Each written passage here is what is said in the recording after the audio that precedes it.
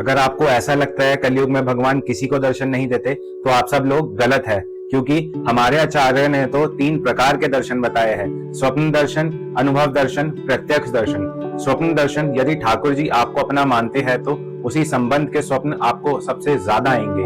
जैसे मीराबाई ठाकुर जी को अपना प्रियतम यानी दूल्हा मानती थी, तो ठाकुर जी भी उनके स्वप्न में दूल्हे बन के दर्शन देते थे, सहरा बांध के, अचकन पहन के।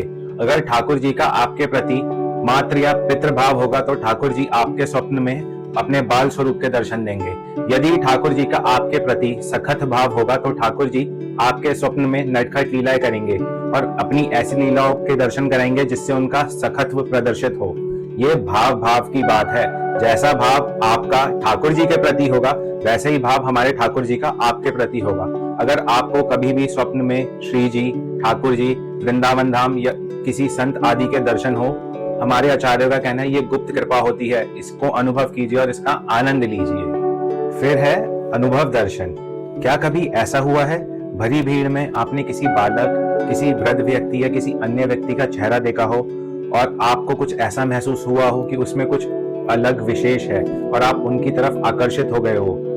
आकर्षण भी 2 प्रकार के होते हैं। पहला है कामयुक्त आकर्षण, दूसरा है निष्काम आकर्षण।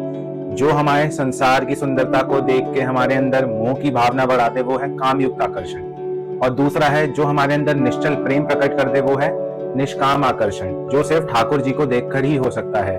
भगवान हमें कभी भी कहीं भी किसी बालक के रूप में, किसी वृद्ध व्यक्ति, किसी गरीब के रूप में दर्शन दे सकते हैं। बस हमें ये पहचानने के लिए हमारी भक्ति में गहराई होनी चाहिए।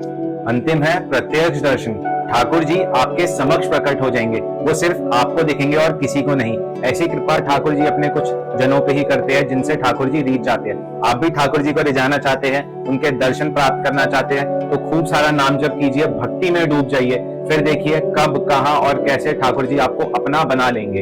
ये वीडियो उन सब तक जरूर पहुंचाइए जो हमारे ठाकुर जी के दर्शन करना चाहते हैं और कमेंट में राधे राधे जरूर लिखिएगा। राधा वल्लभ श्री हरिवंश।